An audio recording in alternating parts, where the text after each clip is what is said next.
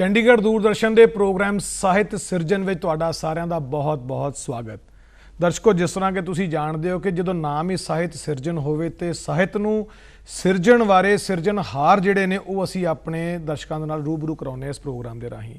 ਔਰ ਅੱਜ ਜਿਸ ਸ਼ਖਸੀਅਤ ਦੀ ਤੁਹਾਡੇ ਨਾਲ ਮੁਲਾਕਾਤ ਕਰਾ ਰਹੇ ਹਾਂ ਉਹਨਾਂ ਦੀ ਪੈਦਾਇਸ਼ ਤੇ ਹੈ ਹੁਸ਼ਿਆਰਪੁਰ ਜ਼ਿਲ੍ਹੇ ਦੇ ਬਿਜਵਾੜਾ ਇਲਾਕੇ ਦੇ ਵਿੱਚ, ਲੇਕਿਨ ਉਹਨਾਂ ਦਾ ਦਾਦਕਾ ਪਰਿਵਾਰ ਰਹਿੰਦਾ ਹੈ ਮਾਲਵੇ ਦੇ ਵਿੱਚ ਕੋਟਕਪੁਰੇ और नाम है डॉक्टर मनजीत इंद्रा, लेकिन वो अक्सर अपने नाम के नाल सिर्फ लिखाते हैं मनजीत इंद्रा। आओ उन्होंने गलबात करते हैं। बहुत बहुत स्वागत तुहाडा।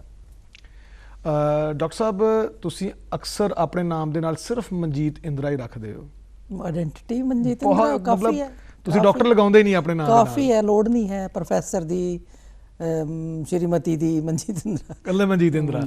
चलो इत्थे गल कर लेने कि एक नाम मनजीत नाल इंद्रा, ये इंद्रा तखल्लुस है या इंद्रा किस तरह तुसी अपने नाम के नाम लगाया? ਤੁਹਾਡੀ मैं ये भी दुविधा दूर कर दी हाँ। मेरा नाम मनजीत इंद्रा ही है जी।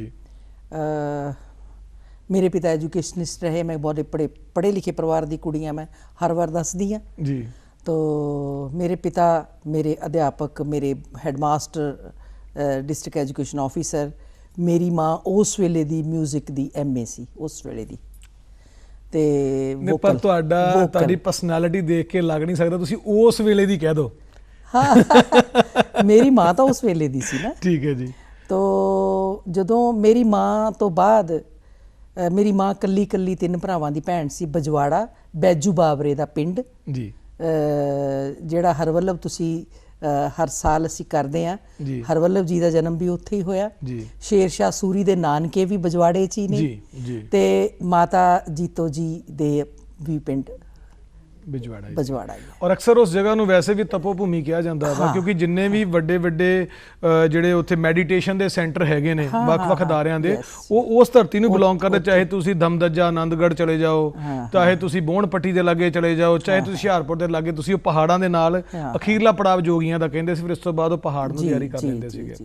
ते डॉक्टर साहब, मैं एक चीज़ बड़ी इत्थे मैं दस्सण लगी सी भी ना मेरे दी, मैं जदों पैदा होई मेरी माँ तो बाद मेरा जन्म होया, लाडली सी, पैंपर्ड सी बड़ी जी। तो मेरे नाना जी ने मेरी माँ का नाम सी निरंजन कौर जी। मेरे नाना जी को बड़े रिलीजियस सीगे, SDO रिटायर्ड सी जी, ते उन्होंने मेरा नाम रखिया मनोरंजन कौर। मनोरंजन कौर। ते मेरे पापा जिसले आए तो कहते भी ये की ना होया, ये कोई ना है। सो फिर मेरा नाम इंदर कौर, मनिंदर कौर, पता नहीं किन्ने के नाम रखे गए। ठीक है जी। उन्होंने दिनों मेरे पापा की ट्रांसफर हो गई कोटकपूरे की। अच्छा जी। तो कोटकपूरे दे स्कूल का नाम सी Kanwar Manjeet Indra government high school. वाह। तो उस स्कूल के नाम तो मेरा नाम है, ਇਹਦੇ ਚ ਕੋਈ ਨਾ इंदिरा गांधी है। ਇੱਥੇ ਤੇ ਅਸੀਂ ਸਾਰੇ ਸਾਹਿਤਕਾਰਾਂ ਨੂੰ, ਰਾਈਟਰਸ ਨੂੰ, ਖਾਸ ਤੌਰ ਤੇ ਕਵੀਆਂ ਨੂੰ ਦੱਸ ਦਈਏ ਕਿ ਮਨਜੀਤ ਇੰਦਰਾ ਨਾਮ ਜਿਹੜਾ ਰੱਖਿਆ ਗਿਆ ਉਹ ਇੱਕ ਸਕੂਲ ਦੇ ਨਾਂ ਤੋਂ ਰੱਖਿਆ ਗਿਆ। ਇਹ ਬੜੀ ਇੱਕ ਪਰਦੇ ਵਾਲੀ ਗੱਲ ਸੀਗੀ, ਅੱਜ ਉਜਾਗਰ ਹੋਈ ਹੈ। ਨਹੀਂ ਪਰਦੇ ਵਾਲੀ ਤੇ ਨਹੀਂ, ਉਹ ਫਰੀਦਕੋਟ ਦੇ ਮਹਾਰਾਜੇ ਦੇ ਬੇਟੇ ਦਾ ਨਾਮ ਸੀਗਾ, ਉਹਦੇ ਨਾਂ ਤੇ ਸਕੂਲ ਸੀ। ਸੋ ਨਾ ਗੱਲ ਨਹੀਂ ਬਣਦੀ ਸੀ, ਤਾਂ ਪਾਪਾ ਦਾ ਮਿੱਤਰ ਨੇ ਕਿਹਾ ਵੀ ਤੂੰ ਭਾਈ ਕਲਸੀ ਆਪਣੀ ਕੁੜੀ ਦਾ ਨਾਂ ਜੀ ਸਕੂਲ ਦੇ ਨਾਂ ਤੇ ਰੱਖ ਦੇ। ਸੋ ਮਨਜੀਤ, ਸੋ ਮੇਰੇ ਟੀਚਰ ਇੱਕ ਮਨਜੀਤ ਇੰਦਰ ਸੀ, INDERA। ਇਹ ਵੀ ਇੱਕ ਨਵੀਂ ਕੜੀ ਜੁੜੀ ਤੁਹਾਡੇ ਨਾਲ, ਇੰਦਰ। ਠੀਕ ਹੈ। तो मेरे टीचर ਸੀਗੇ, मैं गवर्नमेंट हाई स्कूल पसौड़ मलेरकोटले ਧੂਰੀ ਦੇ ਵਿਚਕਾਰ ਜੀ। तो ਇਹ ਇੱਕ ਇੱਥੇ ਹੋਰ ਗੱਲ ਕਰਦੇ ਹਾਂ ਤੁਹਾਡੇ ਪੁੱਛਣ ਤੋਂ ਬਿਨਾਂ ਹੀ ਜੀ, ਕਿ ਮੇਰੇ ਪਾਪਾ ਨੂੰ ਸ਼੍ਰੇਅ ਜਾਂਦਾ ਇਹ ਕਿ ਜਿਹੜਾ ਸਕੂਲ ਮਿਡਲ ਤੋਂ ਹਾਈ ਹੁੰਦਾ ਸੀ ਉਹਨੂੰ ਚਲਾਉਣ ਵਾਸਤੇ, ਉਹਨੂੰ ਰਵਾਂ ਕਰਨ ਵਾਸਤੇ ਮੇਰੇ ਪਾਪਾ ਨੂੰ ਭੇਜਿਆ ਜਾਂਦਾ ਸੀ। ਚਾਹੇ ਉਹ ਡਿਸਟ੍ਰਿਕਟ ਮਹਿੰਦਰਗੜ੍ਹ ਦੇ ਵਿੱਚ ਕਨੀਨਾ ਸੀਗਾ, ਪੰਜਾਬ ਬਹੁਤ ਵੱਡਾ ਸੀ ਜੀ, ਤੇ ਚਾਹੇ ਉਹ ਨਾਲਾਗੜ੍ਹ ਦੇ ਕੋਲ ਮਾਨਪੁਰ ਸੀਗਾ ਜੀ, ਤੇ ਚਾਹੇ ਉਹ ਪਸੌੜ। ਯਾਨੀ ਕਿ ਤੁਸੀਂ ਪੈਪਸੂ ਸਟੇਟ ਦੀ ਗੱਲ ਕਰਤੀ, ਪੁਰਾਣੇ ਪੰਜਾਬ ਦੀ। ਪੁਰਾਣੇ ਪੰਜਾਬ 'ਚ तो मैं सारा मेरा बचपन उस पुराने पंजाब दे विच रहा। तो मारे धारे बोली दा सीगा जी, तो हरियाणे पंजाबी नहीं सी आउंदी। ठीक है जी। तो वो जदों पसौड़ च 8वीं जमात दा स्कूल एजुकेशन बोर्ड बनिया जी, तो पहली बार ते नां लिखण लग्या, ते वो टीचर दे श्री ओंकार नाथ मेरे अंग्रेजी दे टीचर सीगे, ते वो कहंदे हैडमास्टर साहब तुसीं कुड़ी तां मैनूं देणी नहीं पर इहदा नां इंदिरा मैनूं सोहਣਾ लगदा है, ठीक है, इंदिरा लिख दिओ। सो पंजाबी च इंदिरा लिखिया गया। ਮੇਰੇ ਪਿਤਾ ਇੱਕ, ਮੈਂ ਇੱਥੇ ਵੀ ਸੈਕੂਲਰ ਮੇਰਾ ਪਿਤਾ ਸੀ, ਕਾਮਰੇਡ ਮੇਰਾ ਪਿਤਾ ਸੀ ਜੀ, ਧਾਰਮਿਕ ਖਿਆਲਾਂ ਦੀ ਮੇਰੀ ਮਾਂ ਸੀ। तो मैं दो विरोधी तरह की पैदावार हाँ, मैं तो बगावती भी हाँ। ठीक है जी। नहीं बगावती तो ਤੁਹਾਨੂੰ ਹੁਣ ਅੰਤਰਕਰਨ, ਕਾਲਾ ਬਾਗ, ਚੰਦਰੇ ਹਨੇਰੇ, ਤਾਰਿਆਂ ਦਾ ਛੱਜ, ਇਹ ਤੁਸੀਂ ਜਿੰਨੀਆਂ ਵੀ ਕਿਤਾਬਾਂ ਲਿਖੀਆਂ ਉਹਦੇ ਵਿੱਚ ਤੇ ਬਗਾਵਤੀ ਸੁਰ ਤੇ ਸਾਨੂੰ ਨਜ਼ਰ ਆਉਂਦੇ ਨੇ, ਲੇਕਿਨ ਉਹ ਜਿਹੜੇ ਬਗਾਵਤੀ ਸੁਰ ਨੇ ਉਹ ਸ਼ਬਦਾਂ ਦੇ ਰਾਹੀਂ ਨੇ, ਇਮੋਸ਼ਨਸ ਨੂੰ ਬਿਆਨ ਕਰਦੇ ਨੇ। ਗੱਲ ਸਭ ਤੋਂ ਪਹਿਲਾਂ ਅਸੀਂ ਕਰਦੇ ਹਾਂ ਕਿ ਜਿਹੜਾ ਕਾਲਾ ਬਾਗ ਹੈ, ਕਾਲਾ ਬਾਗ ਬਹੁਤ ਮਸ਼ਹੂਰ ਹੋਇਆ ਕਿਉਂਕਿ ਅਕਸਰ ਤੁਹਾਨੂੰ ਪ੍ਰੋਫੈਸਰ ਮੋਹਨ ਸਿੰਘ ਜੀ ਦੀ ਮੂੰਹ ਬੋਲੀ ਬੇਟੀ ਵੀ ਕਿਹਾ ਜਾਂਦਾ ਔਰ ਕਾਫੀ ਜ਼ਿੰਦਗੀ ਦਾ ਅਰਸਾ ਤੁਸੀਂ ਉਸ ਪਿਤਾ ਸਰੂਪ ਦੇ ਕੋਲ ਬੈਠ ਕੇ ਕਾਫੀ ਕੁਝ ਸਿੱਖਿਆ ਜੋ ਤੁਹਾਡੇ ਬਾਰੇ ਸਾਨੂੰ ਪਤਾ ਵੀ ਲੱਗਦਾ ਔਰ ਤੁਸੀਂ ਆਪ ਵੀ ਗੱਲਾਂ ਹੀ ਦੱਸਦੇ ਜੇ। ਕਾਲੇ ਬਾਗ ਦੀ ਅਸੀਂ ਜੇ ਗੱਲ ਕਰੀਏ, ਕਾਲਾ ਬਾਗ ਦੇ ਵਿੱਚ ਕਿਹੜੀ ਐਸੀ ਚੀਜ਼ ਸੀ ਜਿਹੜੀ ਤੁਹਾਨੂੰ ਬੜੀ ਲੱਗੀ ਕਿ ਮੈਂ ਇਹਦਾ ਨਾਮ ਹੀ ਕਾਲਾ ਬਾਗ ਰੱਖਣਾ? ਦੇਖੋ, ਮੇਰੀ ਜਿਹੜੀ ਪ੍ਰੋਫੈਸਰ ਮੋਹਨ ਸਿੰਘ ਨੇ ਕਿਤਾਬ ਐਡਿਟ ਕੀਤੀ ਜਾਂ ਜਦੋਂ ਉਹ ਅੰਤःਕਰਨ ਹੈ, ਠੀਕ ਹੈ ਜੀ, ਉਸ ਕਿਤਾਬ ਨਾਲ ਮੈਂ ਪੰਜਾਬੀ ਕਾਵ ਸਾਹਿਤ ਵਿੱਚ ਪ੍ਰਵੇਸ਼ ਕੀਤਾ 1974 ਸੰਨ 74 ਚ, ਲੇਕਿਨ ਉਸ ਕਿਤਾਬ ਮੇਰੀ ਚਰਚਿਤ ਨਹੀਂ ਹੋਈ। ਜਿਹੜੀ ਕਾਲਾ ਬਾਗ ਦੀਆਂ ਕਵਿਤਾਵਾਂ ਜਿਹੜੀਆਂ ਇਹ 70-75 ਤੋਂ ਲੈ ਕੇ ਪ੍ਰੋਫੈਸਰ ਮੋਹਨ ਸਿੰਘ ਤੋਂ ਬਾਅਦ ਦੀਆਂ ਗੱਲਾਂ ਨੇ। ਪਰ ਇੱਕ ਚੀਜ਼ ਇੱਥੇ ਦੇਖਣ ਵਾਲੀ, ਅੰਤਰਕਰਨ ਤੋਂ ਲੈ ਕੇ ਕਾਲਾ ਬਾਗ ਤੱਕ ਦੇ ਵਿੱਚ 11 ਸਾਲ ਦਾ ਸਫ਼ਰ ਸੀਗਾ। ਉਹ 11 ਸਾਲ, ਕਿਉਂਕਿ ਮੈਂ ਤਾਂ ਗੱਲ ਕਰ ਰਿਹਾ ਕਾਲੇ ਬਾਗ ਦੀ, ਅੰਤਰਕਰਨ 1974 ਚ ਆਈ ਆ ਤੇ ਕਾਲਾ ਬਾਗ 1985 ਚ ਆਈ ਆ। ਇਹ 11 ਸਾਲ ਦੇ ਵਕਫੇ ਵਿੱਚ ਕਿਹੜੀਆਂ ਐਸੀਆਂ ਸੋਚਾਂ ਸੀ ਜਿਹੜੀਆਂ ਮਨਜੀਤ ਇੰਦਰਾ ਨੂੰ ਟੋਹਦੀਆਂ ਪਈਆਂ ਸੀਗੀਆਂ ਕਿ ਜੋ ਹੁਣ ਲਿਖਣਾ ਵਾ ਉਸ ਤੋਂ ਬਾਅਦ ਲਗਾਤਾਰ ਫਿਰ ਤੇਰੀ ਚੜ੍ਹਾਈ ਆ ਸਾਹਿਤ ਦੇ ਖੇਤਰ ਦੇ ਵਿੱਚ? ਨਹੀਂ, ਉਹ ਇਦਾਂ ਹੈ। ਦੇਖੋ, ਮੈਂ ਅੱਜ ਵੀ ਇਹ ਸੋਚਦੀ ਆ, ਇਹ ਸ਼ਾਇਦ ਜਿਹੜੇ ਸਾਡੇ ਮੁੰਡੇ ਕੁੜੀਆਂ ਨਵੇਂ ਲਿਖਣ ਵਾਲੇ ਨੇ ਉਹਨਾਂ ਵਾਸਤੇ ਵੀ ਹੈ ਜੀ।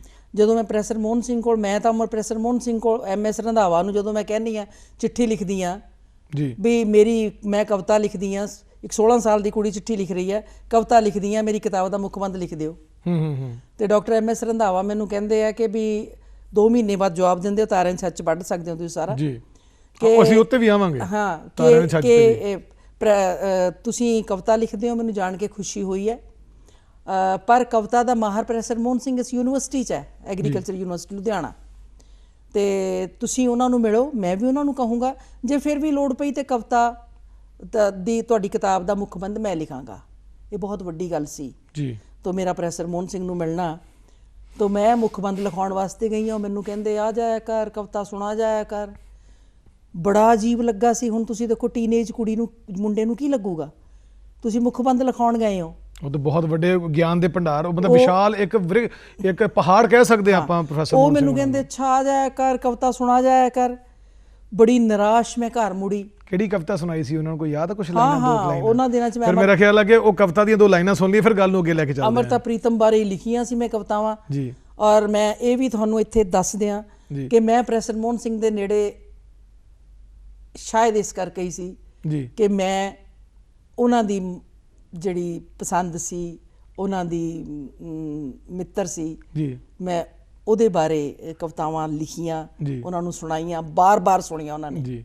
ਤੇ 2 ਲਾਈਨਾਂ ਅਸੀਂ ਵਾਰਸ ਕੂਕਿਆ ਚੂਚਕ ਦੀ ਹੀਰ ਬਦਲੇ। ਵਾਰਸ ਕੂਕਿਆ ਚੂਚਕ ਦੀ ਹੀਰ ਬਦਲੇ। ਵਾਹ। ਤੂੰ ਪੁਕਾਰ ਉੱਠੀ ਉਸੇ ਵਾਰਸ ਨੂੰ, ਮੈਂ ਕੀ ਜਾਣਾ ਵਾਰਸ ਨੂੰ, ਅਮਰਤਾ ਮੈਂ ਤੈਨੂੰ ਪੁੱਛਾਂ। ਵਾਹ।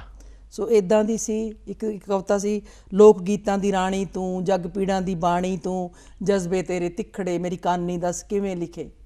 ਕਿਆ ਬਾਤ ਹੈ। ਇੱਕ ਕਵਿਤਾ ਸੀ ਤੇਰੇ ਦੇਸ਼ ਦੇ ਪਾਣੀਆਂ 'ਚ, ਮੇਰੇ ਦੇਸ਼ ਦੇ ਪਾਣੀਆਂ 'ਚ ਘੁਲਿਆ ਏ ਜ਼ਹਿਰ ਕਈ ਵਾਰ, ਡੁੱਲਿਆ ਏ ਲਹੂ ਕਈ ਵਾਰ। ਵਾਹ। ਸੋ ਇਹ ਸਾਰੀਆਂ ਨਜ਼ਮਾਂ ਸੀ। ਇੱਕ ਚੀਜ਼ ਇੱਥੇ ਮੈਂ ਜ਼ਰੂਰ ਪੁੱਛਣਾ ਚਾਹੁੰਦਾ ਕਿ 1974 ਦੇ ਵਿੱਚ ਲਿਖੀ ਗਈ ਅੰਤਰਕਰਨ ਤੇ 1994 ਦੇ ਵਿੱਚ ਲਿਖੀ ਗਈ ਤਾਰਿਆਂ ਦਾ ਛੱਜ, ਹੁਣ ਤਾਂ ਖੈਰ ਉਹਦਾ ਹਿੰਦੀ ਵਰਸ਼ਨ ਵੀ ਆ ਗਿਆ। ਇਹ 20 ਸਾਲ ਇੱਕ ਛੋਟਾ ਅਰਸਾ ਨਹੀਂ ਹੈ। ਇਹ ਤਾਰਿਆਂ ਦੇ ਛੱਜ ਦੇ ਵਿੱਚ ਕਾਲਾ ਬਾਗ ਵੀ ਆ ਗਿਆ, ਚੰਦਰੇ ਹਨੇਰੇ ਵੀ ਆ ਗਏ, ਲੇਕਿਨ ਉਹ ਅੰਤਰਕਰਨ ਤੋਂ ਤਾਰਿਆਂ ਦੇ ਛੱਜ ਤੱਕ ਦਾ ਜਿਹੜਾ ਮਾਨਸਿਕ ਸਫ਼ਰ ਆ ਔਰ ਸ਼ਬਦਾਂ ਦੇ ਵਿੱਚ ਜਿਹੜੀ ਕਟਾਕਸ਼ ਵੀ ਆ ਔਰ ਸ਼ਬਦਾਂ ਦੇ ਵਿੱਚ ਇੱਕ ਐਸਾ ਰੈਵੋਲੂਸ਼ਨ ਆ ਭਾਵਨਾਵਾਂ ਦਾ, ਇਹ ਮਨਜੀਤ ਇੰਦਰਾ ਨੂੰ ਕਿੱਦਾਂ ਸੂਝਿਆ ਕਿ ਮੈਂ ਇਹ ਚੀਜ਼ ਕਰਨੀ? ਕਿਉਂਕਿ ਤਾਰਿਆਂ ਦਾ ਛੱਜ ਕੋਈ ਛੋਟੀ ਮੋਟੀ ਕਿਤਾਬ ਨਹੀਂ ਸੀ, ਉਹਨੇ ਇੱਕ ਤਹਿਲਕਾ ਮਚਾਤਾ ਸੀ ਆਪਣੇ ਟਾਈਮ ਦੇ ਵਿੱਚ। ਦੇਖੋ, ਗੱਲ ਇਹ ਹੈ, ਤੁਸੀਂ ਕਾਲਾ ਬਾਗ ਦੀ ਗੱਲ ਕੀਤੀ ਕਿ ਇੰਨੇ ਚਿਰ ਬਾਅਦ ਆਇਆ। ਮੈਂ ਤੁਹਾਨੂੰ ਜਿਹੜਾ ਪਹਿਲਾਂ ਦੱਸਿਆ ਕਿ 20 ਸਾਲ ਦਾ ਸਫ਼ਰ ਹੈ ਨਾ, ਬਹੁਤ ਵੱਡਾ। ਹਾਂ, ਉਹ ਸੀਗੇ ਕਾਲੇ ਬਾਗ ਦੀਆਂ ਕਵਿਤਾਵਾਂ ਨਾਲ। ਕਿਤਾਬ ਛਪਣ ਤੋਂ ਪਹਿਲਾਂ ਇੱਕ ਕਵਿਤਾ ਦੇ ਉੱਤੇ ਆਰਟੀਕਲ ਲਿਖੇ ਗਏ ਸੀ ਕਾਲਾ ਬਾਗ ਦੇ ਉੱਤੇ ਪ੍ਰੋਫੈਸਰ ਬ੍ਰਹਮ ਜਗਦੀਸ਼ ਹੋਰਾਂ ਨੇ ਪੂਰਾ ਆਰਟੀਕਲ ਲਿਖਿਆ ਸੀ ਆਪਣਾ ਜਿਹੜਾ ਜਨਮ ਦਿਨ ਦੇ ਉੱਤੇ, ਮਤਲਬ ਆਰਟੀਕਲ ਲਿਖੇ ਗਏ, ਛਪੇ ਉਹ ਮੈਗਜ਼ੀਨਸ ਦੇ ਵਿੱਚ। ਉਸ ਕਵਿਤਾ ਦੇ ਨਾਲ ਮੈਂ ਪੰਜਾਬੀ ਕਾਵ ਸਾਹਿਤ ਦੇ ਗਗਨ ਦੇ ਉੱਤੇ ਪੂਰੀ ਤਰ੍ਹਾਂ ਨਾਲ ਮਨਜੀਤ ਇੰਦਰਾ ਲਿਖਿਆ ਗਿਆ ਸੀ। ਇਹ ਮੰਨਣ ਵਾਲੀ ਗੱਲ ਆ। ਤੁਹਾਨੂੰ ਸਟੇਟ ਅਵਾਰਡ ਮਿਲੇ, ਤੁਹਾਨੂੰ ਬੈਸਟ ਵਿਮਨ ਪੋਇਟ ਅਵਾਰਡ ਮਿਲੇ। ਇੱਕ ਚੀਜ਼ ਇਹ ਵੀ ਕਹੀ ਜਾਂਦੀ ਹੈ ਕਿ ਮਨਜੀਤ ਇੰਦਰਾ ਅਵਾਰਡਾਂ ਤੋਂ ਬਿਲਕੁਲ ਦੂਰ ਰਹੀ ਹੈ, ਉਹਨੇ ਕਦੀ ਵੀ ਕੁਝ ਲਿਖਿਆ ਅਵਾਰਡ ਵਾਸਤੇ ਲਿਖਿਆ ਹੀ ਨਹੀਂ। ਹੁਣ ਵੀ 2016 ਦਾ ਤੁਹਾਨੂੰ ਸਟੇਟ ਅਵਾਰਡ ਭਾਸ਼ਾ ਵਿਭਾਗ ਨੇ ਦਿੱਤਾ ਵਾ 5 ਲੱਖ ਰੁਪਏ ਦੇ ਨਾਮ ਵਾਲਾ, ਜਿਹੜਾ ਤੁਸੀਂ ਮੈਨੂੰ ਪਤਾ ਚੱਲਿਆ ਪਿੱਛੇ ਜੀ। ਮਨਜੀਤ ਇੰਦਰਾ ਅਵਾਰਡਸ ਤੋਂ ਦੂਰ ਕਿਉਂ ਰਹਿੰਦੀ ਹੈ? ਨਹੀਂ ਦੇਖੋ, ਜਿਹੜਾ ਮੈਂ ਸਮਝਦੀ ਹਾਂ ਕਿ ਜਿਹੜਾ ਮੈਂ ਲਿਖਦੀ ਹਾਂ, ਮੇਰੀ ਸ਼ਾਇਰੀ ਹੈ, ਉਹ ਮੈਨੂੰ ਮੈਂ ਸਾਹ ਲੈਂਦੀ ਹਾਂ, ਮੇਰੇ ਸਾਹ ਲੈਣ ਵਾਂਗੂ ਜਿੰਨਾ ਮੇਰੇ ਲਈ ਸਾਹ ਲੈਣਾ ਜ਼ਰੂਰੀ ਹੈ। ਤੁਸੀਂ ਨਾਵਲ ਬਹੁਤ ਸੋਹਣਾ ਲਿਖਿਆ, ਤੂੰ ਆਵਾਜ਼ ਮਾਰੀ। ਤੂੰ ਆਵਾਜ਼ ਮਾਰੀ ਹੈ ਸ਼ਾਇਦ ਪੋਇਟਰੀ 'ਚ ਨਾਵਲ ਲਿਖਣ ਦੀ ਕੋਸ਼ਿਸ਼ ਕੀਤੀ, ਐਕਸਟਰਾ ਮੈਰਿਟਲ ਰਿਲੇਸ਼ਨਸ ਦੇ ਉੱਤੇ ਹੈ, ਕਿਉਂਕਿ ਇਹ ਹੈ ਤਾਂ ਨਵੀਂ ਗੱਲ ਤਾਂ ਹੈ ਨਹੀਂ ਸੀ ਵੀ ਐਕਸਟਰਾ ਮੈਰਿਟਲ ਰਿਲੇਸ਼ਨ ਅੱਜ ਦੀ ਗੱਲ ਹੈਗੀ ਹੈ। ਤਾਂ ਪੁਰਾਣੇ ਰਜਵਾੜਿਆਂ ਦੇ ਵੇਲੇ ਤੋਂ ਪਿੰਡਾਂ 'ਚ ਚਲੇ ਜਾਓ, ਜਿੰਨੇ ਜਗੀਰਦਾਰ ਨੇ, ਉਹ ਤੁਹਾਡੀ ਕਿਤਾਬ ਰੋਹ ਵਿਦਰੋਹ 'ਚ ਵੀ ਨਜ਼ਰ ਆਉਂਦੀ ਹੈ। ਹਾਂ, ਤੁਸੀਂ ਰੋਹ ਵਿਦਰੋਹ ਕੀਤੀ ਹੈ, ਤੁਸੀਂ ਤਾਂਡਵ ਲਿਖੀ ਹੈ। ਹਾਂ, ਇਹ ਜਿਹੜੀਆਂ ਕਿਤਾਬਾਂ ਲਿਖੀਆਂ ਨੇ, ਮਨਜੀਤ ਇੰਦਰਾ ਕੀ ਸੋਚ ਕੇ ਇਸ ਕਲਮ ਫੜਦੀ ਸੀ ਕਿ ਅੱਜ ਮੈਂ ਕੀ ਲਿਖਣ ਜਾ ਰਹੀ ਹਾਂ? ਜੋ ਮੇਰੇ ਆਲੇ ਦੁਆਲੇ ਵਾਪਰਦਾ ਹੈ, ਜੋ ਕੁਝ ਵੀ ਹੋ ਰਿਹਾ ਹੈ ਸਮਾਜ 'ਚ, ਸੋਸ਼ਲੀ, ਪੋਲੀਟੀਕਲੀ, ਮੈਂ ਅਵੇਅਰ ਹਾਂ ਜੀ। ਸ਼ਾਇਰ ਦੀਆਂ ਅੱਖਾਂ ਤੇ ਕੰਨ ਦੋਨੋਂ ਖੁੱਲ੍ਹੇ ਹੁੰਦੇ ਨੇ, ਪਰ ਕੰਨਾਂ ਦਾ ਸੁਣਿਆ ਹੋਇਆ ਕੋਈ ਕਈ ਵਾਰੀ ਕੱਚਾ ਵੀ ਹੁੰਦਾ ਹੈ। ਠੀਕ ਹੈ, ਜ਼ਰੂਰੀ ਨਹੀਂ ਹੁੰਦਾ ਕਿ ਤੁਹਾਡੇ ਆਪਣੇ ਆਪ ਨਾਲ ਬੀਤਦਾ, ਜੋ ਕੁਝ ਹੋ ਰਿਹਾ ਤੁਹਾਡੇ ਜ਼ਿਹਨ ਤੇ ਵੀ ਹੋ ਰਿਹਾ। ਮੁਹੱਬਤ ਲਫ਼ਜ਼ ਹੁੰਦਾ, ਮਨਜੀਤ ਇੰਦਰਾ ਨੇ ਮੁਹੱਬਤ ਲਫ਼ਜ਼ ਨੂੰ ਬੜੀ ਖੂਬਸੂਰਤੀ ਨਾਲ ਪ੍ਰੈਜ਼ੈਂਟ ਕੀਤਾ। ਹਾਂ, ਅੱਜ ਮੈਂ ਇੱਥੇ ਦਰਸ਼ਕਾਂ ਦੇ ਵਿੱਚ ਆਪਣੇ ਨਾਜ਼ਰੀਨ ਦੇ ਨਾਲ ਗੱਲ ਕਰਕੇ ਮੈਂ ਪੁੱਛਣਾ ਚਾਹਾਂਗਾ ਅੱਜ ਕਿ ਮਨਜੀਤ ਇੰਦਰਾ ਦੀ ਨਜ਼ਰ ਵਿੱਚ ਮੁਹੱਬਤ ਸ਼ਬਦ ਦਾ ਅਰਥ ਕੀ ਹੈ? ਦੇਖੋ, ਮੁਹੱਬਤ ਜਿਹਨੂੰ ਕਹਿੰਦੇ, ਜੇ ਮੈਨੂੰ ਪੁੱਛੋ ਤਾਂ ਮੁਹੱਬਤ ਮੈਂ ਰੱਜ ਕੇ ਕੀਤੀ ਜੀ। ਅੱਜ ਵੀ ਉਸ ਮੁਹੱਬਤ ਨਾਲ ਮੈਂ ਖੜੀ ਹਾਂ। ਮੁਹੱਬਤ ਕਿਸੇ ਇਹ ਨਹੀਂ ਹੁੰਦਾ ਕਿ ਵੀ ਜਿਵੇਂ ਅੱਜ ਕੱਲ੍ਹ ਦੇ ਮੁੰਡੇ ਕੁੜੀਆਂ ਦੀ ਕੋਈ ਮੁਹੱਬਤ ਤੁਸੀਂ ਕਿਸੇ ਨੂੰ ਵੀ ਕਰ ਸਕਦੇ ਹੋ। ਮੁਹੱਬਤ ਤੁਸੀਂ ਜਿਹੜਾ ਸਭ ਤੋਂ ਪਹਿਲਾਂ ਮਾਂ ਨਾਲ ਮੁਹੱਬਤ ਹੁੰਦੀ ਹੈ, ਪਿਆਰ ਕੀ ਹੈ? ਮੁਹੱਬਤ ਹੈ। ਮੇਰਾ ਪਿਤਾ ਮੇਰਾ ਸਭ ਤੋਂ ਵਧੀਆ ਦੋਸਤ ਸੀ, ਮੈਂ ਬੜੀ ਮੁਹੱਬਤ ਕਰਦੀ ਸੀ। ਕੀ ਬਾਤ ਹੈ, ਬਹੁਤ ਮੁਹੱਬਤ, ਮਜ਼ਾ ਆ ਗਿਆ ਸੁਣ ਕੇ। ਇਸੇ ਵੇਲੇ ਸ਼ਾਇਦ ਮੈਨੂੰ ਬਾਹਰ ਇੱਧਰ ਉੱਧਰ ਝੱਕ ਮਾਰਨ ਦੀ ਲੋੜ ਨਹੀਂ ਪਈ। ਕੀ ਬਾਤ ਹੈ। ਜਿਹੜੀ ਮੇਰੀ ਮੁਹੱਬਤ ਮੇਰੀ ਸ਼ਾਇਰੀ ਹੈ। ਅੱਖਾਂ ਦੱਸ ਰਹੀਆਂ ਨੇ। ਮੇਰੀ ਮੁਹੱਬਤ ਮੇਰੇ ਆਪਣੇ ਆਪ ਨਾਲ ਹੈ। ਅੱਖਾਂ ਦੱਸ ਰਹੀਆਂ ਨੇ। ਮੈਂ ਆਪਣੇ ਆਪ ਨੂੰ ਮੁਹੱਬਤ ਕਰਦੀ ਹਾਂ ਜੀ। ਜੇ ਮੈਂ ਮੁਹੱਬਤ ਕਰਨੀ ਹੈ ਤਾਂ ਮੈਂ ਪਹਿਲਾਂ ਆਪਣੇ ਆਪ ਨੂੰ ਮੁਹੱਬਤ ਕਰੂੰਗੀ। ਬਹੁਤ ਅੱਛਾ। ਜੇ ਮੈਂ ਆਪਣੇ ਆਪ ਨੂੰ ਮੁਹੱਬਤ ਨਹੀਂ ਕਰਦੀ ਤਾਂ ਮੈਂ ਕਿਸੇ ਨੂੰ ਮੁਹੱਬਤ ਕੀ ਕਰੂੰਗੀ? ਤੇ 20 ਸਾਲ ਦੀ ਸਰਕਾਰੀ ਨੌਕਰੀ, ਫਿਰ 10 ਸਾਲ ਦਾ ਸਫ਼ਰ ਸ਼ਾਇਦ ਡਿਪਟੀ ਡਾਇਰੈਕਟਰ ਐਜੂਕੇਸ਼ਨ ਦਾ ਵੀ। ਇਸ ਦੌਰਾਨ ਇੱਕ ਬੰਨੇ ਤੁਸੀਂ ਕੰਮ ਕਰਨਾ, ਲੋਕਾਂ ਨਾਲ ਵਾਦ ਵਿਵਾਦ 'ਚ ਵੀ ਜਾਣਾ, ਕਿਉਂਕਿ ਵਾਦ ਵਿਵਾਦ ਤੇ ਸਰਕਾਰੀ ਨੌਕਰੀ ਵਿੱਚ ਇੱਕ ਸ਼ਾਇਰ ਵਾਦ ਵਿਵਾਦ ਦਾ ਸ਼ਿਕਾਰ ਹੁੰਦਾ ਰਹਿੰਦਾ, ਚਾਹੇ ਉਹਦੀ ਪਰਫਾਰਮੈਂਸ ਤੇ ਹੋਏ, ਚਾਹੇ ਉਹਦੇ ਵੱਲ ਦੇਖ ਕੇ। ਇੱਕ ਕਲਾਕਾਰ, ਇੱਕ ਪੋਇਟਸ, ਇੱਕ ਕਵਿੱਤਰੀ ਨੂੰ ਜਦੋਂ ਨੌਕਰੀ ਕਰਦੀ ਸੀ, ਕੀ ਉਹਦੀ ਆਰਟ ਨੂੰ ਲੈ ਕੇ ਕਿਤੇ ਜੈਲਸੀ ਫੈਕਟਰ ਸਮਾਜ ਦਾ ਨਜ਼ਰ ਆਉਂਦਾ ਸੀ, ਕੋਲੀਗਸ ਦਾ ਕਿਸੇ ਨਾ ਕਿਸੇ ਪਾਸੇ? ਸੱਚਾਈ ਅੱਜ ਇਸ ਮੰਚ ਦੇਖੋ, ਗੱਲ ਇਹ ਹੈ, ਜੈਲਸੀ ਨਾਲ ਤਾਂ ਮਨਜੀਤ ਇੰਦਰਾ ਪੂਰੀ ਤਰ੍ਹਾਂ ਨਾਲ ਟੱਕਿਆ ਗਿਆ ਅੱਜ ਤੱਕ। ਠੀਕ ਹੈ। ਬਿਲਕੁਲ ਬੇਬਾਕੀ ਨਾ ਕਹਾ। ਬੇਬਾਕੀ ਨਾਲ ਆਪਣੇ ਖੂਬਸੂਰਤ ਸ਼ਬਦਾਂ ਦੇ ਨਾਲ। ਅਮਰਤਾ ਜੀ ਮੇਰੇ ਲਈ, ਮੈਂ ਅੱਜ ਜੋ ਵੀ ਹਾਂ, ਅਮਰਤਾ ਜੀ ਔਰ ਪ੍ਰੋਫੈਸਰ ਮੋਹਨ ਸਿੰਘ ਨੇ ਮੇਰੇ ਗੁਰੂ ਨੇ। ਕੀ ਬਾਤ ਹੈ। ਠੀਕ ਹੈ, ਪਰ ਜਦੋਂ ਮੈਂ ਅਮਰਤਾ ਜੀ ਨੂੰ ਮਿਲੀ ਸਾਂ ਤੇ ਅਮਰਤਾ ਜੀ ਕਰੋਪ ਭਰੇ ਹੋਏ ਸੀ, ਕਰੋਪ ਨਾਲ ਪੂਰੇ। ਤੁਹਾਡੀ ਸ਼ਰਧਾ ਨੇ ਉਹਨਾਂ ਦਾ ਮਨ ਚੇਂਜ ਕੀਤਾ? ਨਹੀਂ, ਜਾਂ ਤੁਹਾਡੀ ਲਿਖਣੀ ਨੇ? ਮੈਨੂੰ ਉਹਨਾਂ ਦੀ ਪਹਿਲੀ ਉਹ ਲਾਈਨ ਸੀ ਕਿ ਸੁਣਾ ਫਿਰ ਮੋਹਨ ਸਿੰਘ ਦੀ ਮੌਤ ਕਿੰਜ ਮਹਿਸੂਸ ਕੀਤੀ ਸੀ। ਓਹ ਤੇ ਮੈਂ ਅੱਗੇ ਵੀ ਬੜੀਆਂ ਇੰਟਰਵਿਊਜ਼ ਵਿੱਚ ਗੱਲ ਕੀਤੀ ਹੈ। ਤੇ ਸਾਨੂੰ ਵੀ ਇੱਥੇ ਦੱਸੋ ਫਿਰ, ਇਹ ਜਿਹੜਾ ਅਮਰਤਾ ਪ੍ਰੀਤਮ ਜੀ ਨੇ ਤੁਹਾਨੂੰ ਇਹ ਪਹਿਲੀ ਗੱਲ ਕੀਤੀ, ਉਹਦਾ ਜਵਾਬ ਕੀ ਸੀ ਉਸ ਟਾਈਮ? ਮੈਂ ਉਸ ਵੇਲੇ ਰੂਪੀ, ਮਤਲਬ ਸਹਿਜ, ਇਹ ਕੋਈ ਸਹਿਜ ਵਰਤਾਰਾ, ਕੋਈ ਕਿਸੇ ਨੇ ਮੈਨੂੰ ਰਵਾਇਆ ਨਹੀਂ ਸੀ, ਮੇਰੀਆਂ ਅੱਖਾਂ 'ਚ ਅੱਥਰੂ ਆ ਗਏ। ਮੈਂ ਕਿਹਾ ਅਮਰਤਾ, ਮੈਨੂੰ ਇਉਂ ਲੱਗਿਆ ਇੱਕ ਸਨੇਹੀ ਜਿਹਾ ਹੱਥ ਮੇਰੇ ਸਿਰ ਤੋਂ ਉੱਠ ਗਿਆ, ਨਾਲੇ ਉਹਦੇ ਬਿਨਾਂ ਪੁੱਤਰ ਮੈਨੂੰ ਕਿਸੇ ਨਹੀਂ ਕਹਿਣਾ। ਵਾਹ। ਅਮਰਤਾ ਜੀ ਕਹਿ ਰਹੇ ਹੈ, ਜੀਤੀ ਵੇਖੇ ਨਾ ਮੈਂ ਕੀ ਪਈ ਸੁਣਨੀ ਆ ਇਮਰੋਜ਼ ਨੂੰ, ਵੇਖੇ ਕੀ ਪਈ ਆਂਦੀ ਏ, ਵੇਖੇ ਨਾ ਕੀ ਆਂਦੀ ਪਈ। ਉਹਨਾਂ ਦਾ ਤਲਫਜ਼ ਇਦਾਂ ਦਾ ਹੀ ਹੁੰਦਾ ਸੀਗਾ, ਪਾਕਿਸਤਾਨੀ ਬੋਲੀ ਵਾਲਾ। ਤੋ ਉਹ ਮੈਨੂੰ ਬੜੀ ਬੜੀ ਤਿੱਖੀ ਨਜ਼ਰ ਨਾਲ ਮੇਰੇ ਵੱਲ ਦੇਖ ਰਹੇ ਹੈ। ਤੋ ਇਮਰੋਜ਼ ਜੀ ਆਏ ਚਾਹ ਲੈ ਕੇ, ਕਹਿੰਦੇ ਸ਼ਾਇਰਾ ਜਿਹੜੇ ਵੀ ਲੇਖਕ ਸ਼ਾਇਰ ਪੰਜਾਬ ਤੋਂ ਆਇਆ ਕਰਦੇ ਸੀ ਦੱਸਿਆ ਕਰਦੇ ਸੀ ਅਕਸਰ ਕਿ ਮੋਹਨ ਸਿੰਘ ਇੱਕ ਛੋਟੀ ਜਿਹੀ ਖੂਬਸੂਰਤ ਕੁੜੀ ਇੰਦਰਾ ਨੂੰ ਇਸ਼ਕ ਕਰਦਾ ਹੈ, ਨਾਲੇ ਪੁੱਤਰ ਤਾਂ ਤੇਰਾ ਨਾਂ ਸੀ ਮੋਹਨ ਸਿੰਘ ਦਾ ਰੱਖਿਆ ਹੋਇਆ। ਮੇਰੇ ਲਈ ਇਹ ਬਹੁਤ ਤਾਜੁਬ ਦੀ ਗੱਲ ਸੀ, ਐਡੀ ਵੱਡੀ ਸ਼ਾਇਰਾ, ਪੁੱਤਰ ਮੇਰਾ ਤਖੱਲਸ ਹੀ ਹੋ ਗਿਆ ਨਾ ਫਿਰ ਤਾਂ। ਕੀ ਬਾਤ ਹੈ। ਤੋ ਮੈਂ ਆਪਣਾ ਸਾੜੀ ਦਾ ਪੱਲਾ ਜਿਹਾ ਸਾਂਭਿਆ, ਸਾਰਾ ਕੁਝ, ਬੜੀਆਂ ਗੱਲਾਂ ਹੋਈਆਂ, ਬੜੀਆਂ ਹੀ ਗੱਲਾਂ ਹੋਈਆਂ। ਮੇਰੀਆਂ ਨਜ਼ਮਾਂ ਦੀਆਂ ਤਾਰੀਫ ਕੀਤੀ ਉਹਨਾਂ ਨੇ, ਬੜੀ ਤਾਰੀਫ ਕੀਤੀ ਕਿ ਤੇਰੀ ਕਾਲਾ ਬਾਗ ਦੀ ਨਜ਼ਮ, ਕਾਲਾ ਬਾਗ ਜਨਮ ਦੇਣ ਵਾਲੀਆਂ ਨਜ਼ਮਾਂ ਬੜੀਆਂ ਖੂਬਸੂਰਤ ਨੇ। ਉਹ ਅਮਰਤਾ ਦੀ ਖੂਬਸੂਰਤ ਨਜ਼ਰੀਆ ਦੋਨੋਂ ਸੀਗੇ। ਮੈਨੂੰ ਅਮਰਤਾ ਪ੍ਰਸ਼ੰਸਾ ਕਰ ਰਹੀ ਮੇਰੀ ਸ਼ਾਇਰੀ ਦੀ, ਦੁਆ ਦੇ ਰਹੀ ਹੈ ਮੇਰੀ ਸ਼ਾਇਰੀ ਨੂੰ। ਕੀ ਬਾਤ ਹੈ। ਪਰ ਮੋਹਨ ਸਿੰਘ ਲਈ ਜਦੋਂ ਮੈਂ ਉੱਠ ਕੇ ਆਉਣ ਲੱਗੀ ਹਾਂ ਸ਼ਾਮ ਦੇ ਵੇਲੇ, ਸਾਰਾ ਦਿਨ ਉਹਨਾਂ ਨਾਲ ਗੁਜ਼ਾਰਿਆ ਮੈਂ। 78 'ਚ ਪ੍ਰੋਫੈਸਰ ਮੋਹਨ ਸਿੰਘ ਦੀ ਡੈਥ ਹੁੰਦੀ ਹੈ ਅਤੇ 80 'ਚ ਮੈਂ ਅਮਰਤਾ ਜੀ ਨੂੰ ਮਿਲਣ ਜਾਂਦੀ ਹਾਂ। ਅਤੇ ਆਉਣ ਲੱਗੇ ਕਹਿੰਦੀ ਜਿਹੜੀ ਕਿਤਾਬ ਤੂੰ ਮੋਹਨ ਸਿੰਘ ਬਾਰੇ ਲਿਖੇਂਗੀ ਨਾ ਉਹਦਾ ਨਾਂ ਰੱਖੀ ਮੋਹਨ ਸਿੰਘ ਦੇ ਤਾਰਿਆਂ ਦਾ ਛੱਜ। ਵਾਹ। ਸੋ ਕੀ ਬਾਤ ਹੈ, ਬਹੁਤ ਵਧੀਆ। ਸੋ ਮੈਂ ਅੱਜ ਭਾਵੁਕ ਹੋ ਗਏ ਤੁਸੀਂ। ਨਹੀਂ ਨਹੀਂ ਭਾਵੁਕ, ਦੇਖੋ ਇਹ ਅੱਜ ਭਾਵੁਕ ਹੋ ਗਏ। ਅੱਜ ਇਦਾਂ ਲੱਗਦਾ ਪਿਆ ਕਿ ਪ੍ਰੋਫੈਸਰ ਮੋਹਨ ਸਿੰਘ ਜੀ ਹੁਣੇ ਤੁਹਾਡੇ ਕੋਲ ਹੀ ਕਿਤੇ ਇੱਥੇ ਤੁਹਾਨੂੰ ਆਸ਼ੀਰਵਾਦ ਦੇ ਰਹੇ ਨੇ। ਨਹੀਂ ਬਿਲਕੁਲ, ਉਹਨਾਂ ਦਾ ਆਸ਼ੀਰਵਾਦ ਤਾਂ ਮੇਰੇ ਨਾਲ ਹਮੇਸ਼ਾ। ਮੇਰੇ ਪਾਪਾ ਦੇ ਅਧਿਆਪਕ ਸਨ ਉਹ ਜੀ, ਸੰਤ ਸਿੰਘ ਸੇਖੋਂ ਅਤੇ ਪ੍ਰੋਫੈਸਰ ਮੋਹਨ ਸਿੰਘ ਜੀ। ਲੇਕਿਨ ਉਹਨਾਂ ਨਾਲ ਤਾਰੁਫ ਮੈਂ ਕਰਵਾਇਆ ਲੰਬੇ ਸਮੇਂ ਬਾਅਦ। ਇਹ ਗੱਲਾਂ ਨਾ ਕਰੀਏ, ਤਾਰਿਆਂ ਦਾ ਛੱਜ ਪੜ੍ਹੋਗੇ। ਇਹ ਤਾਰਿਆਂ ਦਾ ਛੱਜ ਹੈ ਜੀ।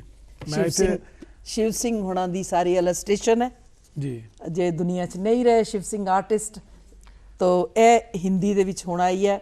ਤਾਰਿਆਂ ਦੇ ਛੱਜ ਦਾ ਨਾਂ ਜਨਾਬ ਰਤਨ ਸਿੰਘ ਹੋਣਾ ਨੇ ਟਰਾਂਸਲੇਟ ਕੀਤੀ ਇਹ, ਠੀਕ ਹੈ ਜੀ, ਸਫਰ ਬਿਨ ਮੰਜ਼ਿਲ। ਅਤੇ ਉਰਦੂ ਵਿੱਚ ਤਾਰਿਆਂ ਦੇ ਛੱਜ ਦੇ ਨਾਂ ਹੇਠ ਪਾਕਿਸਤਾਨ ਦੇ ਵਿੱਚ ਇਹ ਛਪ ਰਹੀ ਹੈ। ਠੀਕ ਹੈ ਜੀ। ਇੱਥੇ ਇਹ ਤਾਰਿਆਂ ਦਾ ਛੱਜ ਹੈ ਦਾ ਹਿੰਦੀ ਦੇ ਵਿੱਚ ਵੀ ਟਰਾਂਸਲੇਟ ਕੀਤੀ ਗਈ ਹੈ, ਔਰ ਬਹੁਤ ਇੱਕ ਖੂਬਸੂਰਤ ਕਿਤਾਬ, ਕਿਉਂਕਿ ਇਸ ਕਿਤਾਬ ਨੂੰ ਮੈਂ ਵੀ ਰੱਜ ਕੇ ਪੜ੍ਹਿਆ ਅਤੇ ਮੈਂ ਵੀ ਰੱਜ ਕੇ ਹੰਢਾਇਆ ਇਸ ਕਿਤਾਬ ਨੂੰ। ਇਹਦੇ ਵਿੱਚ ਉਹ ਗੱਲਾਂ ਲਿਖੀਆਂ ਨੇ ਜਿਹੜੀਆਂ ਅੱਜ ਤੋਂ 25 ਸਾਲ ਪਹਿਲਾਂ ਜਦੋਂ ਅਸੀਂ ਵਿਦਿਆਰਥੀ ਸੀਗੇ ਲਿਟਰੇਚਰ ਦੇ, ਅਸੀਂ ਪੜ੍ਹਦੇ ਹੁੰਦੇ ਸੀਗੇ। ਬਹੁਤ ਵਧੀਆ ਲੱਗੀਆਂ ਇਹਨਾਂ ਦੀਆਂ ਇਸ ਚੀਜ਼ਾਂ ਨੂੰ। ਤੁਹਾਡੀਆਂ ਕਿਤਾਬਾਂ ਟਰਾਂਸਲੇਟ ਵੀ ਹੋਈਆਂ ਨੇ ਕਾਫੀ। ਹਾਂ, ਔਰ ਇੰਗਲਿਸ਼ ਦੇ ਵਿੱਚ ਇੱਕ ਹੋਈ ਹੈ, ਪ੍ਰੋਫੈਸਰ ਪ੍ਰਦੀਪ ਜੋਸ਼ੀ ਨੇ ਕੀਤੀ ਹੋਈ ਹੈ, ਟੂਲਾਈਟ ਜ਼ੋਨ। ਤੇ ਇਸੇ ਦਾ ਹੀ ਤਰਜਮਾ ਉਜ਼ਬੇਕ ਲੈਂਗੁਏਜ ਵਿੱਚ ਹੈ, ਉਜ਼ਬੇਕ 'ਚ। ਇਹ ਵੀ ਮੈਂ ਆਪਣੇ ਦਰਸ਼ਕਾਂ ਨੂੰ ਦਿਖਾਉਣਾ ਚਾਹੁੰਦਾ ਕਿ ਬਹੁਤ ਵੱਡੀ ਉਪਲਬਧੀ ਆ ਕਿ ਇੱਕ ਪੰਜਾਬੀ ਦੀ ਕਵਿਤਰੀ ਦੀਆਂ ਜਿਹੜੀਆਂ ਕਿਤਾਬਾਂ ਨੇ, ਨਜ਼ਮਾਂ ਨੇ, ਔਰ ਉਹ ਲੇਖ ਨੇ, ਉਹ ਅੰਗਰੇਜ਼ੀ ਦੇ ਵਿੱਚ ਵੀ ਟਰਾਂਸਲੇਟ ਹੋਏ। ਉਹ ਕਿਹੜੀ ਤੁਸੀਂ ਲੈਂਗੁਏਜ ਦੱਸੀ? ਉਜ਼ਬੇਕ ਭਾਸ਼ਾ ਵਿੱਚ। ਉਜ਼ਬੇਕ ਭਾਸ਼ਾ ਦੇ ਵਿੱਚ। ਰਸ਼ੀਆ ਦੀ ਉਜ਼ਬੇਕ ਭਾਸ਼ਾ। ਇੱਕ ਚੀਜ਼ ਇੱਥੇ ਮੈਂ ਮਨਜੀਤ ਇੰਦਰਾ ਨੂੰ ਪੁੱਛਾਂ, ਕਿਉਂਕਿ ਤੁਸੀਂ ਡਾਕਟਰ ਨਾਮ ਲਗਾਉਂਦੇ, ਲੇਕਿਨ PhD ਤੁਸੀਂ ਕੀਤੀ ਹੈ, ਲੇਕਿਨ ਸਾਡੇ ਮੂੰਹ ਅਕਸਰ ਡਾਕਟਰ ਨਿਕਲ ਜਾਂਦਾ ਨਾਮ। ਮਨਜੀਤ ਇੰਦਰਾ ਨੂੰ ਇੱਕ ਗੱਲ ਮੈਂ ਪੁੱਛਦਾ, ਜਦੋਂ ਨਾਗਮਣੀ ਦਾ ਮੈਂ ਜ਼ਿਕਰ ਤਾਂ ਇੱਥੇ ਕਰਨਾ ਚਾਹੁੰਦਾ ਕਿ ਬਹੁਤ ਘੱਟ ਤਾਂ ਨਹੀਂ ਮੈਂ ਕਹਿ ਸਕਦਾ, ਲੇਕਿਨ ਅੱਜ ਕੱਲ੍ਹ ਸਾਡੇ ਨੌਜਵਾਨ ਪੀੜ੍ਹੀ ਨੂੰ ਮੈਂ ਦੱਸਣਾ ਚਾਹੁੰਦਾ ਕਿ ਨਾਗਮਣੀ ਇੱਕ ਇੱਦਾਂ ਦਾ ਰਸਾਲਾ ਹੁੰਦਾ ਸੀ, ਉਹਦੇ ਵਿੱਚ ਜਿਹੜੀ ਕਿਸੇ ਦੀ ਕਵਿਤਾ ਆਉਂਦੀ ਸੀ, ਉਹਦੇ ਆਉਣ ਦਾ ਮਤਲਬ ਆ ਕਿ ਉਸ ਇਨਸਾਨ ਨੂੰ ਇੱਕ ਤਰ੍ਹਾਂ ਦਾ ਸਰਟੀਫਿਕੇਟ ਹੀ ਮਿਲ ਜਾਂਦਾ ਸੀ ਕਿ ਮੈਂ ਇੱਕ ਲੇਖਕ ਹਾਂ ਜਾਂ ਮੈਂ ਇੱਕ ਕਵੀ ਹਾਂ। ਨਾਗਮਣੀ 'ਚ ਕਦੀ ਕਵਿਤਾ ਛਪੀ ਹੋਏ? ਮੈਂ ਨਾਗਮਣੀ ਪਰਿਵਾਰ ਦਾ ਹਿੱਸਾ ਆ। ਜਿੰਨਾ ਚਿਰ ਤੱਕ ਮੈਂ ਅਮਰਤਾ ਜੀ ਨੂੰ ਨਹੀਂ ਮਿਲੀ ਸੀਗੀ ਤਾਂ ਮੇਰੀਆਂ ਨਜ਼ਮਾਂ, ਮੇਰੀਆਂ ਇੰਟਰਵਿਊਜ਼, ਮੇਰੀਆਂ ਕਵਿਤਾਵਾਂ, ਮੇਰੇ ਸਕੈਚਿਜ਼ ਨਾਲ ਜੀ ਉਹਨਾਂ ਛਪੀਆਂ ਜੀ। ਚਾਹੇ ਉਹ ਪਹਿਲੀ ਮੁਹੱਬਤ ਵਾਲਾ ਅੰਕ ਹੋਵੇ, ਪਹਿਲਾ ਚੇਤਰ ਹੋਵੇ, ਅਤੇ ਚਾਹੇ ਆਜ਼ਾਦੀ ਦਾ ਹੋਵੇ, ਤੋ ਚਾਹੇ ਮਨਜੀਤ ਇੰਦਰਾ ਦੀਆਂ ਜਿਹੜੀਆਂ ਕਵਿਤਾਵਾਂ ਲੈਅਬੱਧ ਹੁੰਦੀਆਂ ਨੇ ਬਹੁਤ ਜ਼ਿਆਦਾ।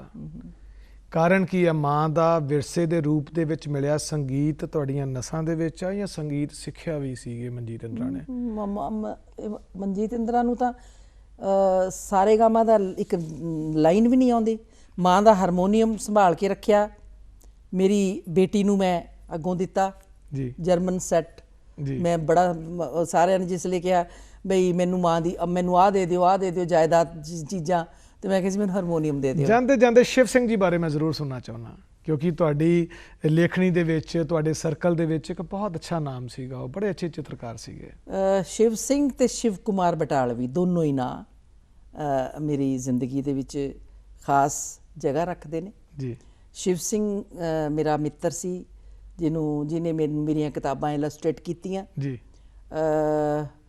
ਜਿਹਨੂੰ ਕਹਿੰਦੇ ਹੁੰਦੇ ਨੇ ਸੱਜਣ ਸੇਈ ਨਾਲ ਜੋ ਚੱਲਦਿਆਂ ਨਾਲ ਚੱਲਣ, ਜਿੱਥੇ ਲੇਖਾ ਮੰਗੀਏ ਤਿੱਥੇ ਖੜੇ ਦਸਨ। ਵਾਹ। ਇਹ ਪ੍ਰੋਫੈਸਰ ਜੋਧ ਸਿੰਘ ਸੀਗੇ, ਨਹੀਂ ਰਹੇ ਦੁਨੀਆ 'ਚ। ਸ਼ਿਵ ਸਿੰਘ ਸੀ, ਔਰ ਮੇਰੇ ਮਿੱਤਰ ਇੱਕ ਰਾਜਾ ਜੈ ਕ੍ਰਿਸ਼ਨ ਸੀਗੇ, ਜੀ, ਦੁਨੀਆ 'ਚ ਨਹੀਂ ਰਹੇ। ਲੇਕਿਨ ਉਹ ਮੇਰੇ ਇਹੀ ਮਿੱਤਰ ਸੀ ਕਿ ਜਿੱਥੇ ਲੇਖਾ ਮੰਗੀਏ ਤੇ ਨਾਲ ਖੜਨ ਵਾਲੇ, ਦੁੱਖ 'ਚ ਵੀ ਸੁੱਖ 'ਚ ਵੀ। ਤੋ ਜਿਵੇਂ ਮੇਰੀਆਂ ਬਾਹਾਂ ਭੱਜ ਗਈਆਂ, ਇਸ ਤਰ੍ਹਾਂ ਲੱਗਾ। ਸ਼ਿਵ ਕੁਮਾਰ ਬਟਾਲਵੀ ਮੇਰਾ ਪੈਨ ਫਰੈਂਡ ਰਿਹਾ। ਜਦੋਂ ਮੁਲਾਕਾਤ ਦਾ ਵੇਲਾ ਆਇਆ ਤੇ ਪ੍ਰੋਫੈਸਰ ਮੋਹਨ ਸਿੰਘ ਨੇ ਮਿਲਣ ਨਹੀਂ ਦਿੱਤਾ। ਮੈਂ ਤਾਰਿਆਂ ਦੇ ਸੱਚ ਇੱਕ ਪੂਰਾ ਚੈਪਟਰ ਹੈ, ਮੈਨੂੰ ਇੱਕ ਚਿੱਠੀ ਆਈ ਸ਼ਿਵ ਕੁਮਾਰ ਬਟਾਲਵੀ ਦੀ, ਚੰਡੀਗੜ੍ਹ ਹੀ ਰਹਿੰਦੇ ਸੀ ਉਹ, ਕਿ ਤੇਰੀ ਕਲਮ ਬੜੀ ਤਿਰਹਾਈ ਹੈ, ਤੇਰੀ ਕਲਮ ਇੰਝ ਹੈ, ਕਿਸੇ ਦਿਨ ਆ ਤੇ ਰੱਜ ਕੇ ਆਪਣੀਆਂ ਕਵਿਤਾਵਾਂ ਸੁਣਾ ਜਾ, ਸਾਰੇ ਪਿਆਰ ਨਾਲ ਤੇਰਾ ਆਪਣਾ ਸ਼ਿਵ ਕੁਮਾਰ। ਕਿਆ ਬਾਤ ਹੈ। ਉਹ ਚਿੱਠੀ ਲੈ ਕੇ ਮੈਂ ਪ੍ਰੋਫੈਸਰ ਮੋਹਨ ਸਿੰਘ ਕੋਲ ਗਈ। ਪ੍ਰੋਫੈਸਰ ਮੋਹਨ ਸਿੰਘ ਨੇ ਚਿੱਠੀ ਰੱਖੀ ਤੇ ਮੈਂ ਕਿਹਾ ਪ੍ਰੋਫੈਸਰ ਪੁੱਛਦੇ ਕਿਉਂ ਨਹੀਂ ਤੁਸੀਂ ਵੀ ਮੈਨੂੰ ਚਿੱਠੀ 'ਚ ਕੀ ਲਿਖਿਆ? ਕਹਿੰਦੇ ਹਾਂ ਮੈਨੂੰ ਪਤਾ ਕਿ ਸ਼ਿਵ ਕੁੜੀਆਂ ਨੂੰ ਕਿੱਦਾਂ ਦੀਆਂ ਚਿੱਠੀਆਂ ਲਿਖਦਾ ਹੈ। ਫਿਰ ਉਹਨਾਂ ਨੇ ਚਿੱਠੀ ਪੜ੍ਹੀ। ਜਿਹੜਾ ਮੋਹਨ ਸਿੰਘ ਮੈਨੂੰ ਇਹ ਕਹਿ ਰਹੇ ਸੀ ਕਿ ਆਪਾਂ ਘਰ ਚੱਲਾਂਗੇ, ਖਾਣਾ ਖਾਵਾਂਗੇ, ਅੱਛਾ ਤੈਨੂੰ ਜੀਤ ਬੜੀ ਖੁਸ਼ ਹੋਏਗੀ, ਜੀਤ ਉਹਨਾਂ ਦੀ ਵਾਈਫ ਦਾ ਨਾਮ ਸੁਰਜੀਤ ਸੀ, ਜੀਤ ਬੜੀ ਖੁਸ਼ ਹੋਏਗੀ ਤੈਨੂੰ ਦੇਖ ਕੇ, ਹੈ, ਅਤੇ ਤੂੰ ਆਪਾਂ ਚੱਲਦੇ ਹਾਂ, ਤੂੰ ਠਹਿਰ, ਸ਼ਾਮ ਨੂੰ ਆਪਾਂ ਉੱਥੇ ਜਾਵਾਂਗੇ ਫਲਾਣੀ ਥਾਂ। ਉਹ ਮੋਹਨ ਸਿੰਘ ਚਿੱਠੀ ਪੜ੍ਹ ਕੇ ਬੇਕਾਬੂ, ਜਾਣਨੀ ਨਹੀਂ ਤੂੰ ਤੇ ਪਿਆਰ ਨਾਲ ਕਿੰਝ ਹੋ ਗਿਆ ਤੇਰਾ ਆਪਣਾ। ਫਿਰ ਉਹਨਾਂ ਨੂੰ ਸਮਝ ਆਈ ਹੋਏਗੀ ਵੀ ਨਾਰਾਜ਼ ਹੋ ਗਿਆ ਵਾਂ ਤੇਰੇ ਨਾਲ ਮੈਂ। ਅੱਛਾ ਤੂੰ ਹੁਣ ਚੱਲ ਕਰ। ਠੀਕ ਹੈ ਜੀ। ਜਿਹੜਾ ਬੰਦਾ ਸ਼ਾਮ ਤੱਕ ਮੈਨੂੰ ਅਟਕਣ ਵਾਸਤੇ ਕਹਿ ਰਿਹਾ, ਉਹ ਕਹਿੰਦਾ ਚੱਲ ਹੁਣ ਤੂੰ ਆਪਣੇ ਘਰ, ਮੈਂ ਕੱਲ੍ਹ ਆਵਾਂਗਾ, ਤੇਰੇ ਪਿਤਾ ਜੀ ਨੂੰ ਵੀ ਮਿਲਾਂਗਾ ਤੇ ਚਾਹ ਤੁਹਾਡੇ ਨਾਲ ਹੀ ਪੀਵਾਂਗਾ। ਅਤੇ ਉਹ ਸਾਈਕਲ ਦੇ ਉੱਤੇ ਜਿਹੜੀ ਮਨਜੀਤ ਇੰਦਰਾ ਹੈਲੀਕਾਪਟਰ ਵਾਂਗੂ ਜਾ ਰਹੀ ਹੈ ਵਾਪਸੀ, ਤੇ ਉਹ ਪੈਡਲ ਨਹੀਂ ਸੀ ਵੱਜ ਰਹੇ, ਵੀ ਚੱਕਾ ਜਾਮ ਹੋ ਗਿਆ, ਕੀ ਹੋ ਗਿਆ, ਮਨ ਅਜੀਬ ਤਰ੍ਹਾਂ ਨਾਲ ਹੈ, ਪੰਗ ਕੱਟੇ ਗਏ ਨੇ।